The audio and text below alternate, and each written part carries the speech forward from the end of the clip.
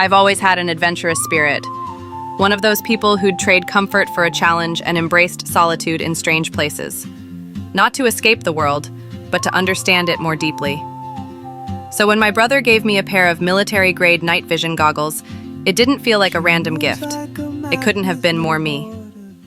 One uneventful night, I made a decision that would change my outlook on my carefree nature, forever. There was a wooded hiking area nearby, a nature preserve I knew well and had previously hiked. Being from small town, I never encountered any trouble and didn't expect to this time round, so I was eager for my next adventure. I left with my goggles, pepper spray, and mag light. Those were all I needed, or so I thought. I drove out beneath a moonlit sky, the road empty, the world quiet. Then, "Why is this car up my butt?"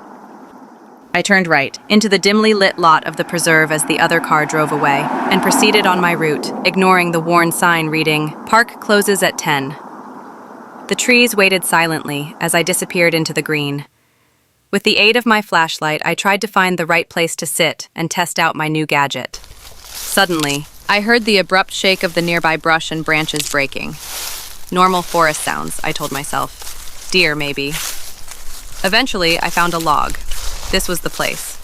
With a small click, the night vision goggles powered on and the world exploded into a glowing green. Chipmunks skittered across the leaves.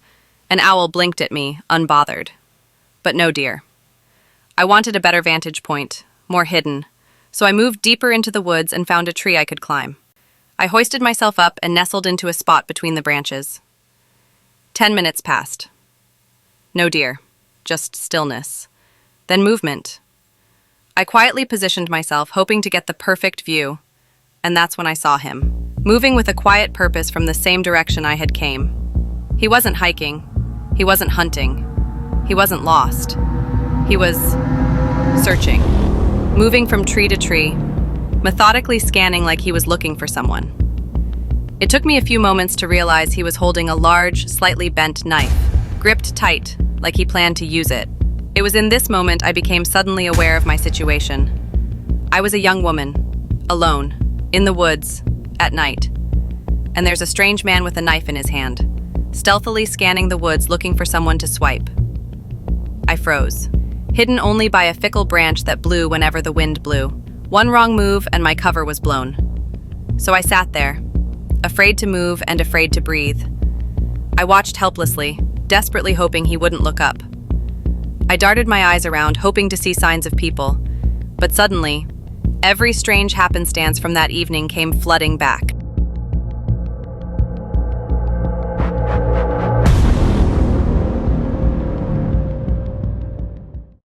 On the way to the preserve, a car had been tailing me only to pass as I turned into the lot. Was that him? Was he the driver of that car? Could he have circled back? Was it him I was hearing in the distance? Could he be looking for me? I tried my best to hold my breath as I pressed tightly against the tree, hoping the faintest rustle wouldn't give me away.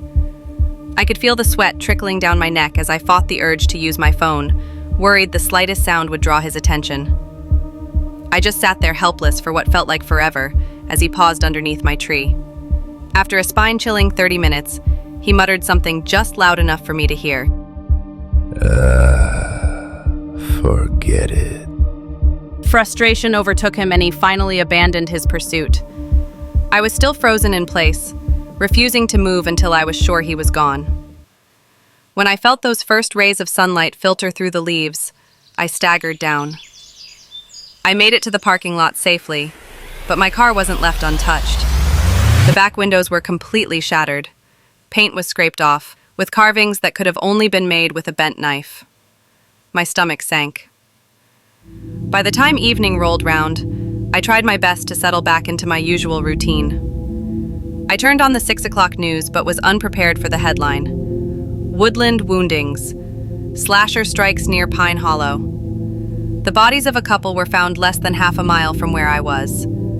Police described the markings on the victims as ritualistic. The sicko had carved patterns on their skin. Authorities were asking anyone who may have seen or heard anything unusual last night to come forward.